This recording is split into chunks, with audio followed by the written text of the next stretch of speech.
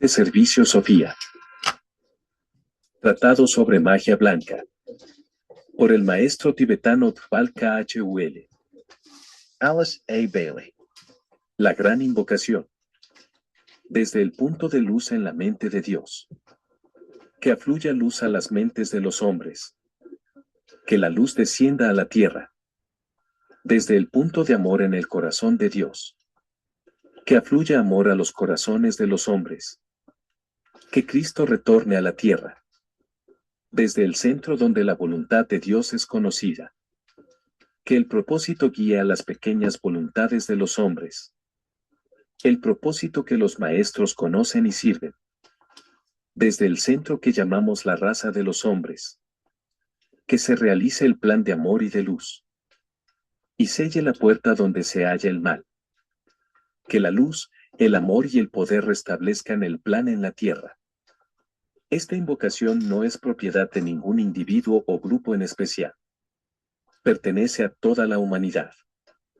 Empleándola o estimulando a otros para que la reciten, no se favorece a ningún grupo ni organización determinada.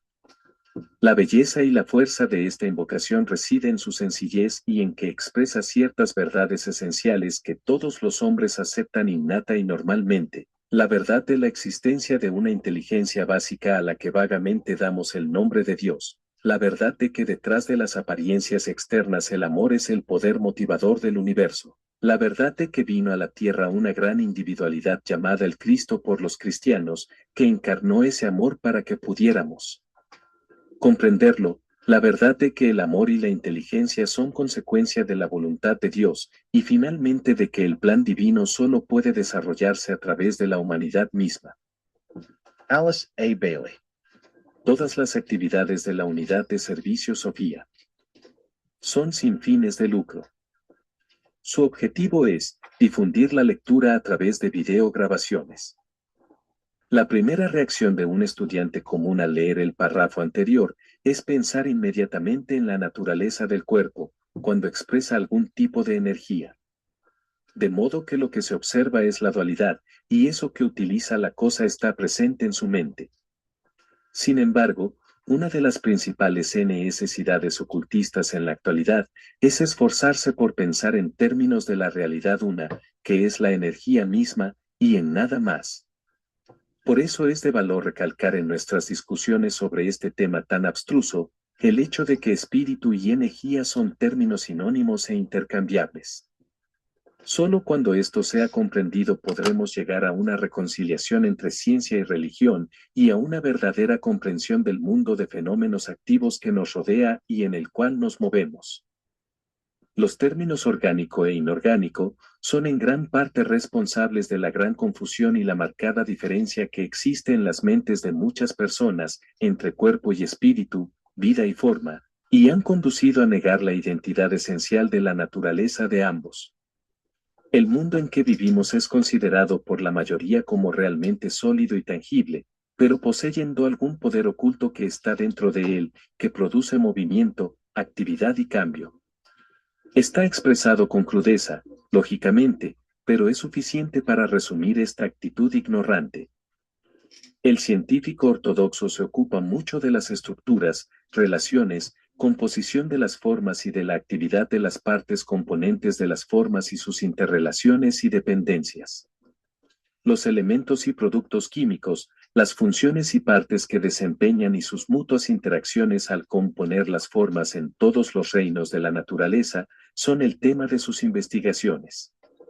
La naturaleza del átomo, de la molécula y de la célula, sus funciones, las cualidades de sus manifestaciones de fuerza y sus diversos tipos de actividad.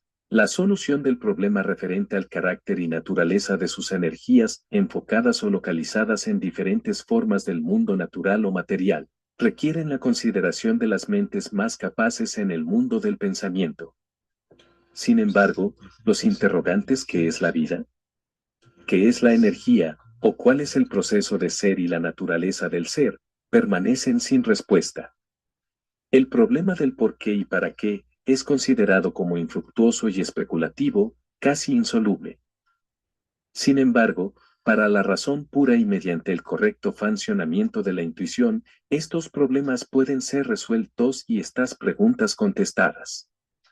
Su solución es una de las revelaciones comunes y uno de los logros de la iniciación.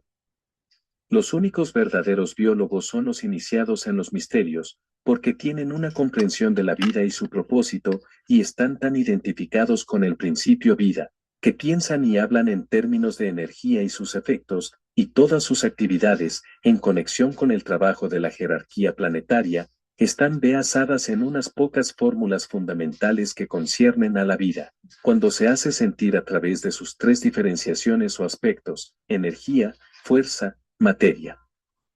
Debería observarse aquí que tal como el hombre se comprende a sí mismo, puede alcanzar una comprensión de aquello que es la suma total de lo que llamamos Dios. Esto es una gran verdad oculta, pero cuando es llevada a la acción, conduce a una revelación que hace que el actual Dios desconocido sea una realidad reconocida. Permítaseme ilustrar. El hombre se conoce a sí mismo como un ser viviente y llama muerte a ese proceso misterioso, cuando se retira ese algo que comúnmente se designa como el soplo de vida. Cuando éste se retira, la forma se desintegra, la coherente fuerza vitalizante se ha retirado y esto produce la separada disgregación de los elementos esenciales de lo que hasta entonces había sido considerado como el cuerpo. Este principio de vida, la esencia básica del ser y factor misterioso y elusivo, es la correspondencia en el hombre de lo que llamamos espíritu o vida en el macrocosmos. Así como la vida mantiene unida la forma en el hombre, la anima, la vitaliza y la impele a la actividad y hace de él un ser viviente, así la vida de Dios, como la llama el cristiano, efectúa el mismo propósito en el universo y produce ese coherente, viviente y vital conjunto que llamamos sistema solar. Este principio vida en el hombre se manifiesta en forma triple. 1. Como voluntad directiva, propósito e incentivo fundamental. Esta es la energía dinámica que pone al ser en funcionamiento, lo trae a la existencia, fija el término de su vida, lo conduce a través de los años y se abstrae al final de su ciclo de vida. Es el espíritu manifestándose en el hombre como la voluntad de vivir, de ser, de actuar, de proseguir, de evolucionar. En su aspecto inferior trabaja a través del cuerpo o naturaleza mental, y en conexión con el físico denso se hace sentir a través del cerebro. 2. Como fuerza coherente. Es esa cualidad esencial y significativa que hace ser diferente a cada hombre y produce esa manifestación compleja de disposiciones de ánimo, deseos, cualidades, complejos, inhibiciones, sentimientos y características que producen la psicología especial de un hombre. Es el resultado del intercambio entre el aspecto espíritu o energía y la naturaleza material o corporal. Constituye el hombre distintivo subjetivo, su colorido o nota individual, que es lo que fija el grado de actividad vibratoria de su cuerpo, produce su particular tipo de forma y es responsable de la condición y naturaleza de sus órganos, de sus glándulas y su aspecto externo. Esto es el alma y, en su aspecto inferior, actúa mediante su naturaleza emocional o astral, y en conexión con el físico denso, mediante el corazón. 3. Como actividad de los átomos y células de que está compuesto el cuerpo físico. Es la suma total de esas pequeñas vidas que componen los órganos humanos y comprende a todo el hombre. Estos tienen vida propia y una conciencia que es estrictamente individual e idéntica. Ese aspecto del principio vida actúa por medio del cuerpo etérico o vital y en conexión con el mecanismo sólido de la forma tangible mediante el vaso. No es posible, por supuesto, dar las palabras y frases mántricas mencionadas en esta regla. Serían profundamente incomprensibles para todos, excepto para los iniciados, y por lo tanto no es necesario que ocupen nuestra atención. Debe tenerse en cuenta que mucho de lo que se da en estas instrucciones se anticipa al pensamiento moderno, y tanto estas instrucciones como las del Tratado sobre Fuego Cósmico, serán plenamente comprendidas a fines de este siglo. Consideremos esta regla, frase por frase, para llegar a una de las interpretaciones más fáciles para el aspirante común. Todas estas reglas pueden ser leídas desde el punto de vista del hombre inteligente y le significarán muy poco. Pueden ser leídas desde el punto de vista del aspirante y entonces transmitirán ciertas ideas prácticas que serán susceptibles de aplicación diaria y podrán ser elaboradas en el crisol de la experiencia de la vida. Llegarán a tener sentido a medida que el aspirante aprenda a manipular las energías, a trabajar en la materia mental y a colaborar creativamente con el propósito subyacente en el plan evolutivo. Desde el punto de vista del discípulo, estas reglas contienen ciertas poderosas instrucciones y lo conducirán a una comprensión del proceso del trabajo creador en la naturaleza, que está necesariamente oculto para la mente del aspirante. Con respecto a la comprensión del iniciado, estas palabras llevan órdenes definidas que solo pueden ser interpretadas correctamente por su intuición iluminada.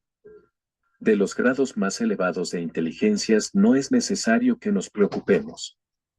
Por lo tanto, consideraremos esta regla únicamente desde el punto de vista del aspirante común, dejando otras interpretaciones para los individuos cuyo equipo interno les permita comprender.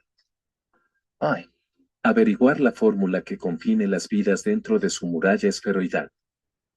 Como ya se sabe, todas las formas en la naturaleza están compuestas de miríadas de diminutas vidas, teniendo cierta medida de percepción, ritmo y coherencia, de acuerdo con la fuerza de la ley de atracción, utilizada por el constructor de la forma. Esto es verdad tanto respecto al macrocosmos como al infinito mundo de vidas microcósmicas contenidas dentro del gran todo. Sistemas solares embrionarios, que vienen al ser mediante el impulso del pensamiento divino, primero son fluidos y nebulosos, de contornos cambiantes y se mantienen débilmente unidos por el núcleo central de energía, otro modo de expresar la idea encarnada. A medida que transcurre el tiempo adquieren otras condiciones, toman formas más definidas, entran en relación peculiar con formas similares adyacentes, y se ajustan a variables relaciones de naturaleza interna, con esas formas de imposible realización en las etapas primitivas. Eventualmente hallamos un sistema solar como el nuestro y miríadas de otros, un sistema solar que actúa como un sol con sus planetas que giran y rotan manteniendo sus diferentes órbitas, sus señaladas y relativas posiciones, activos como organismos independientes e interdependientes, y sin embargo presentando al ojo del astrónomo una coherencia, una unidad y una estructura, única en cada caso y no obstante funciona de acuerdo a la ley cósmica. Se ajusta a un vasto propósito concebido y mantenido firmemente en la mente universal, que es a su vez un aspecto de esa entidad consciente de grupo y autoconsciente, autora de su ser y creadora de su forma. Puede afirmarse que esta vida inteligente crea en su meditación, o meditaciones, si se prefiere, pues que importan las palabras cuando son inútiles para expresar la realidad tal como es, y por consiguiente en su mente reflexiva, lo que llamamos una forma mental. Esta forma mental tiene 4 características principales. Es traída a la existencia mediante el uso consciente de la ley de atracción. Es formada por un infinito número de entidades vivientes que son atraídas por la mente del divino creador, entrando en relación entre sí.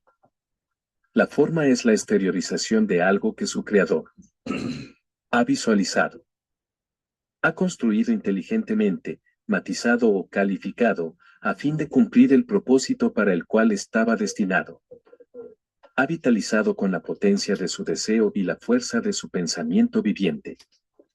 Ha mantenido formado durante el tiempo necesario para efectuar su trabajo específico.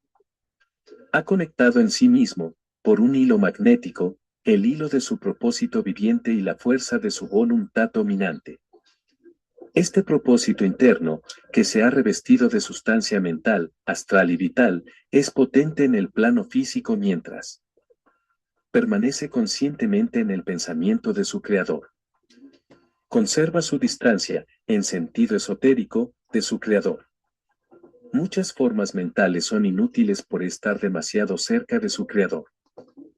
Pueden ser dirigidas en cualquier dirección deseada, y de acuerdo a la ley de menor resistencia pueden encontrar su propio lugar, ejecutar su función deseada y llevar a cabo los propósitos para los cuales fueron creadas.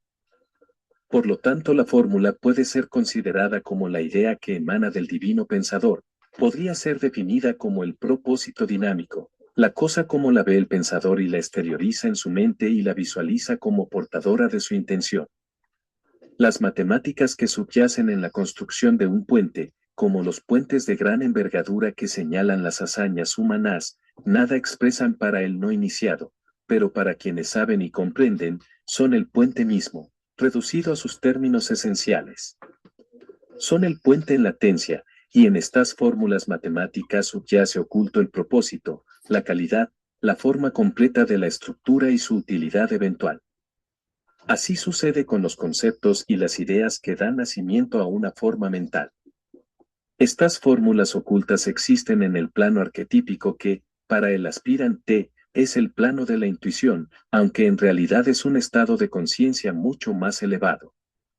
Estas fórmulas son la razón fundamental de un mundo de formas y deben ser conocidas por quienes están debidamente equipados para trabajar bajo el gran arquitecto del universo. Simbólicamente hablando, hay tres grandes libros de fórmulas. Obsérvense las palabras simbólicamente hablando y no las olviden. Tenemos primero el libro de la vida, leído y eventualmente dominado por los iniciados de todos los grados. Existe luego el libro de la sabiduría divina, leído por los aspirantes de todos los grados, llamado a veces el libro de la experiencia conocedora, y también el libro de las fórmulas, que es lectura obligatoria para todos aquellos cuya inteligencia va despertando a la actividad funcionante. Ahora consideraremos el libro de las fórmulas. Pantajali habla de la nube de cosas cognoscibles que el alma percibe conscientemente.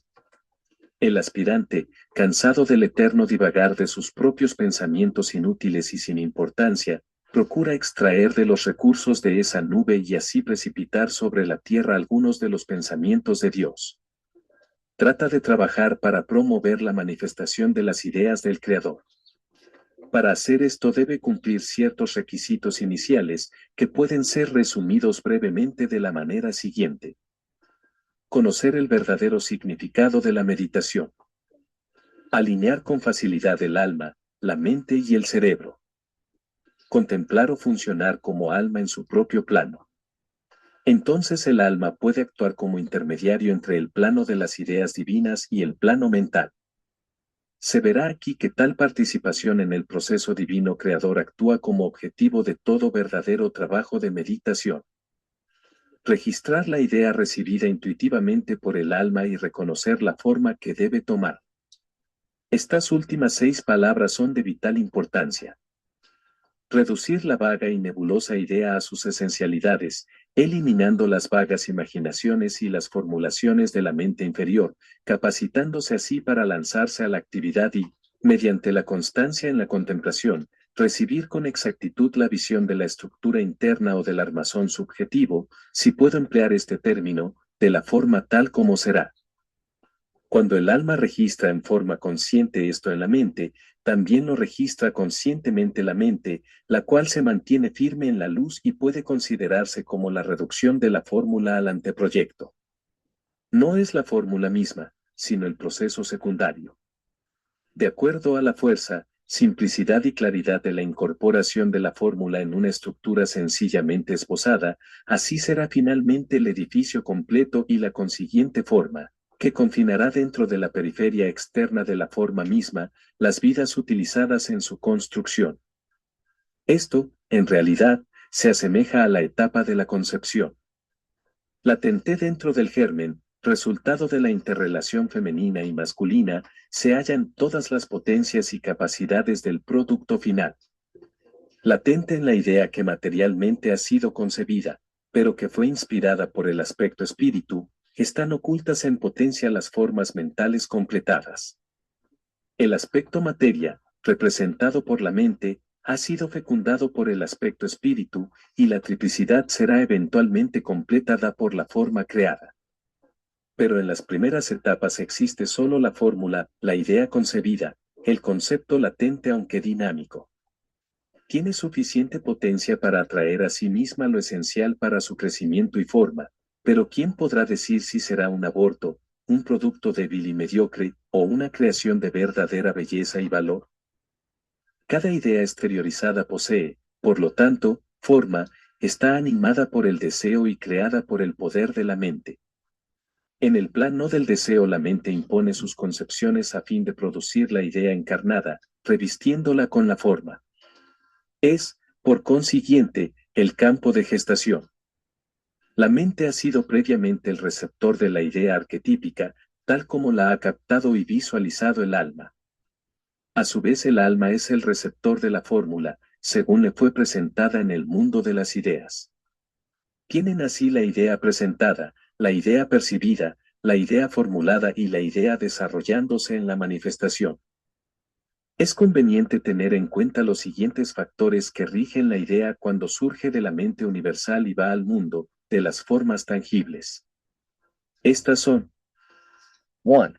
Las energías que emanan desde el plano arquetípico. Este plano es el foco de atención del grupo de inteligencias más elevadas de nuestro planeta. Sus conciencias pueden responder y ser influyentes en esa esfera de actividad en que la mente de Dios se expresa, libre de las limitaciones de lo que entendemos por forma. Son los custodios de la fórmula, son los matemáticos que preparan los anteproyectos del gran plan, calculan los efectos de las fuerzas con las cuales el trabajo se lleva a cabo, y de las energías que deben ser manipuladas. Tienen en cuenta los esfuerzos y las tensiones a las que deben estar sujetas las formas bajo el impacto de la fuerza de la vida. Tratan con los impulsos psíquicos a los cuales deben responder los procesos evolutivos. Conciernen a la relación entre el aspecto forma y el impulso de la vida. 2. El estado intuitivo de percepción.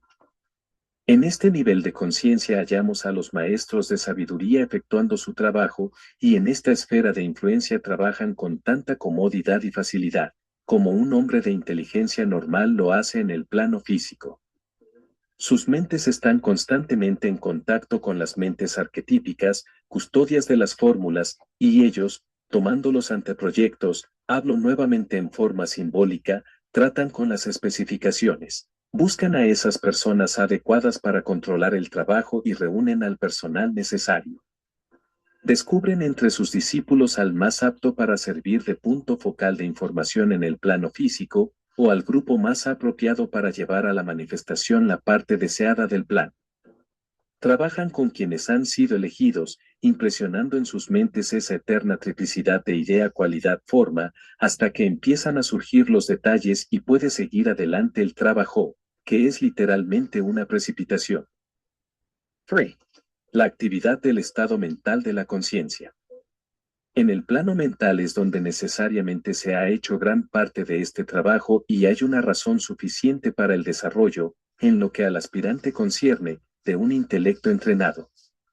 La nube de cosas cognoscibles se precipita ante todo en el plano mental, y una precipitación posterior se produce cuando discípulos y aspirantes son receptores. Estos últimos, a su vez, procuran impresionar y guiar a los trabajadores y aspirantes menores que, kármicamente o por elección, se hallan dentro de su radio de influencia. De ese modo la idea presentada es captada por muchas mentes y el aspecto fórmula del gran trabajo ha desempeñado su parte. Puede verse que este trabajo es esencialmente trabajo grupal, y por lo tanto, solo posible para quienes hayan dominado en parte el proceso de meditación y pueden mantener la mente firme en la luz. En realidad esta luz emana de la mente universal, es de diversas clases, fue generada, esotéricamente hablando, en un sistema solar anterior y debe utilizarse y desarrollarse en el actual. Con las palabras la luz de la intuición se imparte a nuestras mentes el tipo de energía que encarna el propósito, la voluntad de Dios, el plan, tal como lo consideramos. En las palabras la luz del alma, tenemos la expresión que resume el propósito, el plan, la voluntad de esas entidades que, encarnadas en la forma humana, actuando a veces fuera del cuerpo, tienen la responsabilidad de materializar los divinos conceptos en los 4 reinos de la naturaleza. El reino humano es, por excelencia, el medio de expresión de la mente universal, y cuando los hijos de Dios sean humanamente perfectos, los problemas del mundo natural serán resueltos en gran parte. Los hijos de Dios plenamente conscientes, conscientes de sí mismos mientras están en la forma humana, pero aún son muy pocos, constituyen el cerebro de la vida planetaria. Hay una verdadera significación oculta en las palabras arrojar luz sobre un problema, una condición o una situación. En su significado esencial quiere decir la revelación de la idea presentada, del principio que subyace en la manifestación externa. El reconocimiento de la realidad espiritual interna produce la forma externa visible. Esta es la nota clave de todo el trabajo simbólico. La tarea de comprobar las fórmulas y trazar los planos o diseños subjetivos de impresión intuitiva, más la intensa actividad en el plano mental, es exclusiva de la jerarquía planetaria organizada. La segunda fase del trabajo es llevada adelante por aquellos trabajadores que, colaborando conscientemente con la jerarquía, demuestran la realidad de ese trabajo en los tres mundos de la evolución humana. Llevan el germen de la idea y el concepto embrionario a una externa y completa existencia, mediante el proceso del correcto pensar, el despertar del anhelo y el fomento de la correcta opinión pública. Así se efectúa la necesaria actividad física. Aspirantes, dirigentes de grupos y pensadores de todas partes del mundo, pueden estar dispuestos para este trabajo siempre que sus mentes estén abiertas y enfocadas. De acuerdo a la sencillez de su acercamiento a la verdad, la claridad de su pensamiento, su influencia grupal y su estado de percepción influyente, y a su poder de soportar el prolongado esfuerzo, así se asemejará la forma externa a la idea interna y a la realidad espiritual subjetiva. Trato de poner de manifiesto que el lector común de estas instrucciones nada tiene que hacer con las fórmulas, captadas y comprendidas por los grandes conocedores que están tras el proceso evolutivo, son responsables de su actividad funcional. La jerarquía de maestros, los iniciados mayores y los discípulos, prosiguen firmemente con ese trabajo, pero de acuerdo a la ley ello depende de quienes deben producir las formas externas en el plano físico.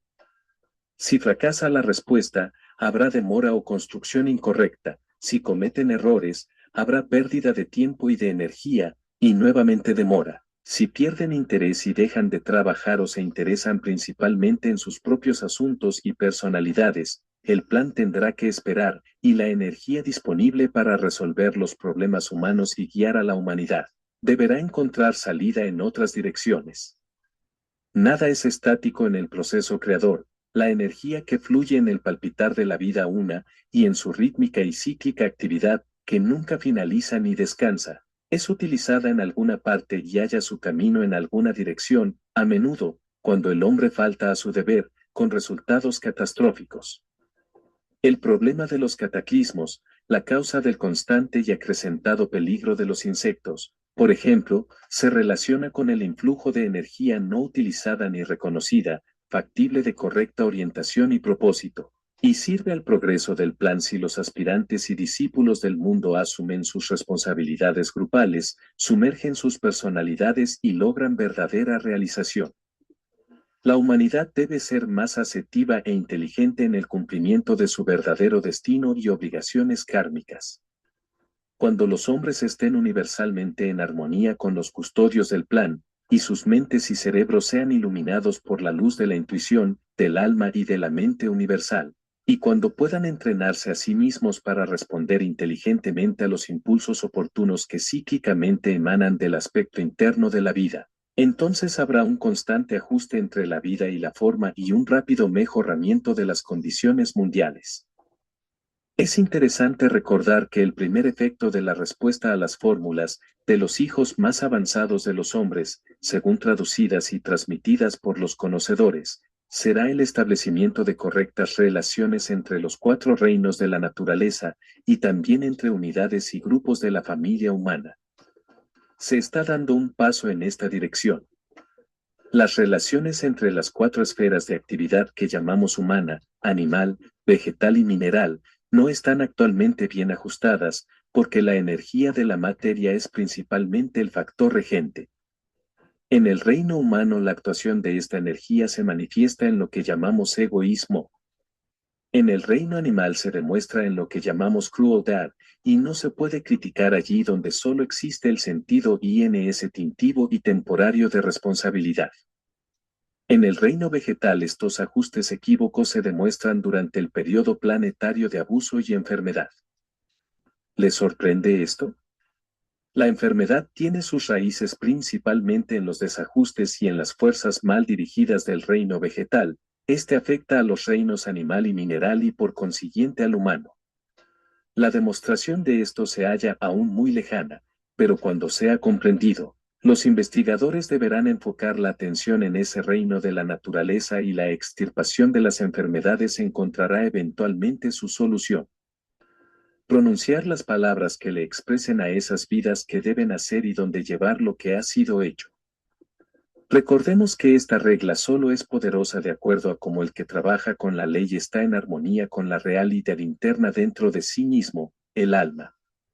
Es esencial que su conciencia esté plenamente despierta para que el alma actúe a través de él. El alma es quien pronuncia las palabras.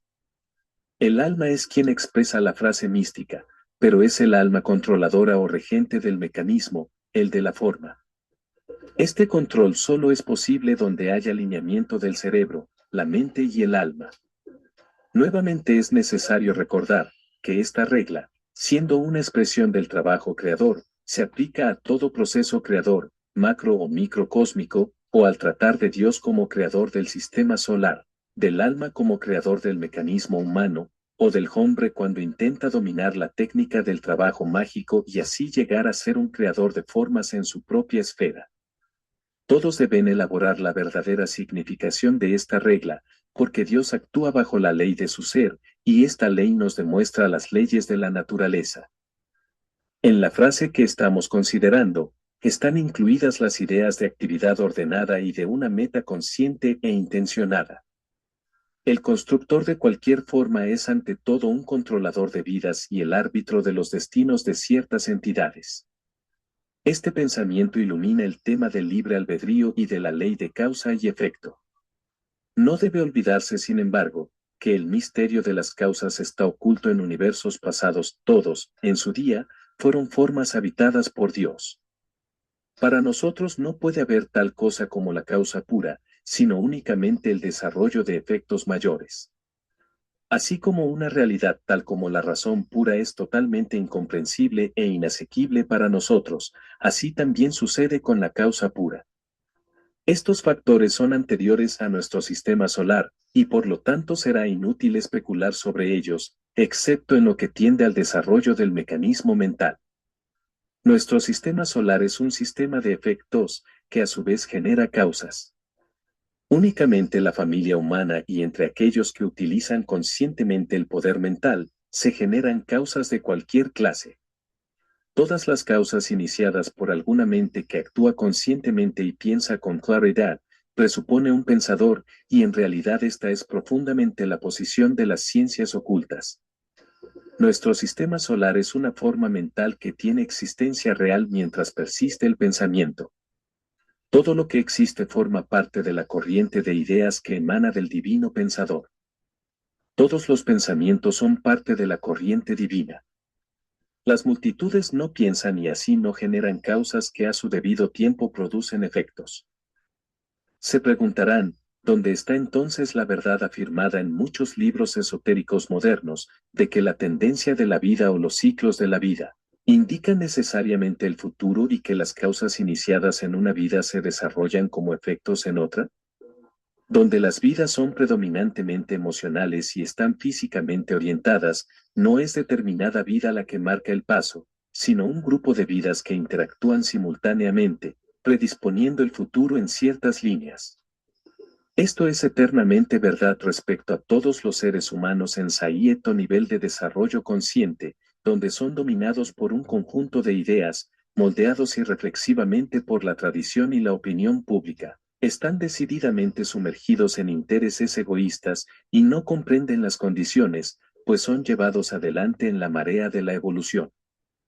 Es una forma de actividad grupal, grupos regidos por la vibración de formas físicas y astrales, que produce las características y tendencias causantes de la situación y circunstancias ambientales. En la comprensión de esto se halla oculto el secreto del karma y de las condiciones raciales y nacionales. En estos grupos se encuentra sumergido el hombre común activo y sensible, y para salir de esta sumersión debe encontrar su camino, descubriendo y utilizando su mente. El instinto tiene que ceder el lugar al intelecto.